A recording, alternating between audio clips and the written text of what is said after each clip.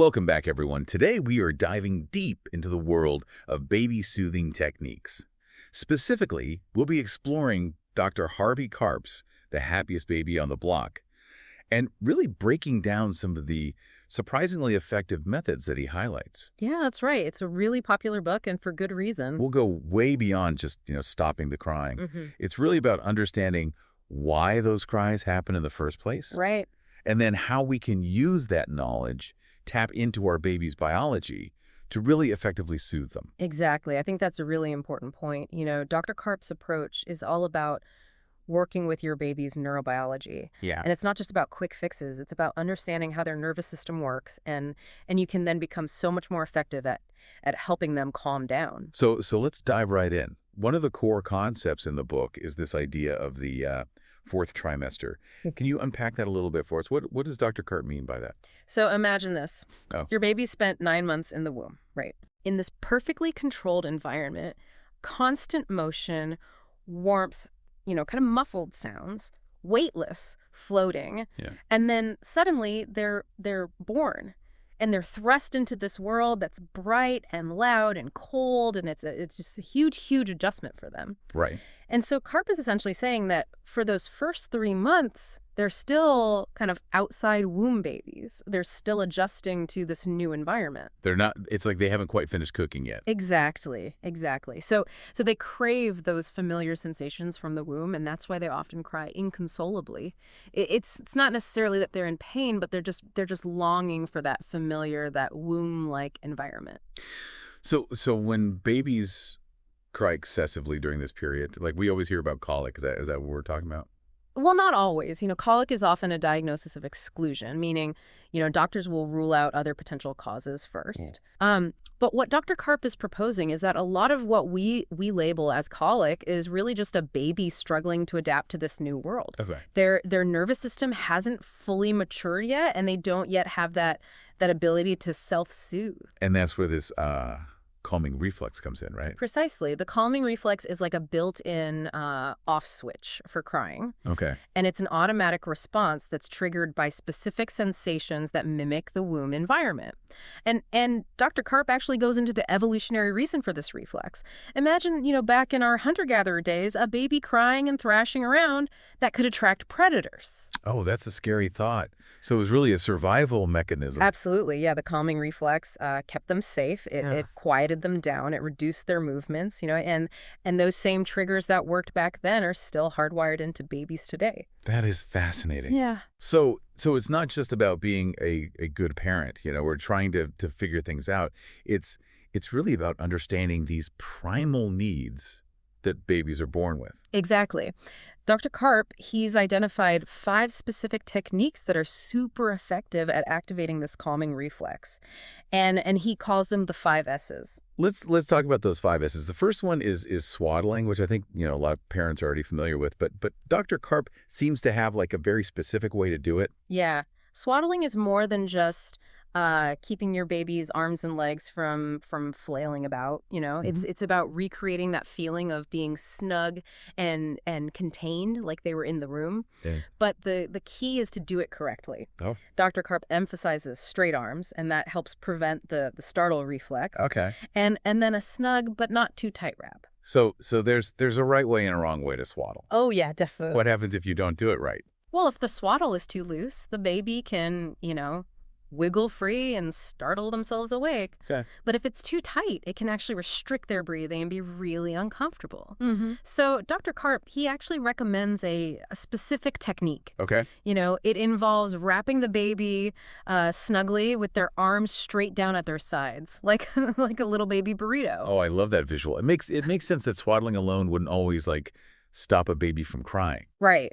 But it seems like a really important first step. Yeah, it's really about laying the foundation for the other S's to work. Okay. It helps kind of calm them down and make them more receptive to those other soothing techniques. Makes sense. Okay, so now that your baby's all swallowed up like a little burrito, Right. the next S is side or stomach position. Okay. Now, I know this might sound a little counterintuitive because, as parents, we're always told, back to sleep, back to sleep. Yeah. Back is best for safe sleep. That's drilled into us from day one. And for good reason. Right. But Dr. Karp points out that during those fussy periods, holding a baby on their side or even on their stomach can actually be really calming for them. Okay. And think about it. I mean, in the womb, they were constantly in that kind of curled up, fetal position. Yeah, so it triggers those sensations that they're used to. But we're talking about holding them this way, not putting them down to sleep on their stomachs. Right. Exactly. Exactly. This is a technique you use when they're awake and upset. And Oh, then once they're calm, you always, always put them on their backs for sleep.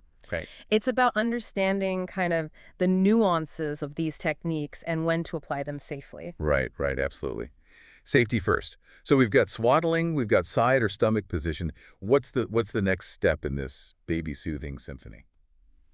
All right, so next up is shushing. And most parents, they try shushing instinctively when their baby's crying, but the key here, according to Dr. Karp, is to shush loudly. It needs to be as loud as the baby's cry to really be effective. That's interesting. It seems kind of counterintuitive. But I guess when you think about it, the womb wasn't exactly a silent sanctuary, was it? No, not at all. The sounds of the mother's heartbeat and digestion and blood flow, all of that created a pretty loud whooshing noise for the baby. So a gentle shh just doesn't really cut it. Right, right. So crank up the white noise machine. I got it. Exactly. Okay, what about the fourth S? All right, so the fourth S is swinging. Okay, But we're not talking about, gentle rocking in a cradle here. okay. It's all about those small, jiggly movements that mimic the motion that they felt while they were in the womb. Like mom walking around just going about her day. Exactly. Yeah. And again, Dr. Karp, he gets really specific with this technique. He recommends small, rapid movements, particularly jiggling the head. That's really what seems to activate that calming reflex. I've actually noticed with my own baby, she definitely responds more to that more vigorous jiggling than, just gentle rocking. It's almost like she needs that extra stimulation to, like, switch off. Yeah, and it's important to remember, we're talking about doing this while holding them securely, not just leaving them unattended in a swing or anything like that. Right, right. So safety always comes first. Always, always. Okay, so last but not least, sucking. Yes. And this one seems pretty self-explanatory, I think. Yeah, babies have a natural sucking reflex. It soothes them, helps them regulate. Right. And pacifiers can be a really useful tool here. But, Dr. Karp, he even has advice on how to use a pacifier effectively. Okay, I'm all ears because any tips when it comes to pacifiers are appreciated. So one of his suggestions is actually a technique that he calls reverse psychology. Well, And basically you offer the pacifier, and then as soon as the baby starts sucking, you gently pull on it as if you're trying to take it away. that sounds a little crazy. Why would that work? So it actually triggers their natural instinct to resist, and that strengthens their suck and helps them to hold on to the pacifier. It's a bit of a mind game. I love that. So, all right, so we've got our 5 S's. Swaddling, side or stomach position, shushing, swinging, and sucking. Yes. Now, I imagine some parents might be thinking, is this going to spoil my baby? Am I creating bad habits? Yeah, that's a really common concern. Right. But Dr. Karp, he emphasizes that, cuddling and comforting babies during this 4th trimester, it's not spoiling them. It's actually meeting their very real biological needs. So- And, it's not about giving in. It's about giving them what they need to thrive. That makes me feel a lot better because, I've always felt kind of guilty when I pick up my baby every time she cries. But knowing that it's actually good for her, it's beneficial for her development, that's a huge relief. Yeah. And, Dr. Karp, he also provides really helpful guidance on how to kind of wean babies off these techniques gradually and successfully when they're ready. Okay. You're not creating, a lifelong pacifier addict or a baby who can only fall asleep while being jiggled. Right, right. So we're not setting them up for failure later on. Exactly. But what about when the 5 S's just, they don't seem to be working? Are there other things that parents can try? Absolutely. Dr. Karp acknowledges that sometimes, despite our best efforts, babies will cry.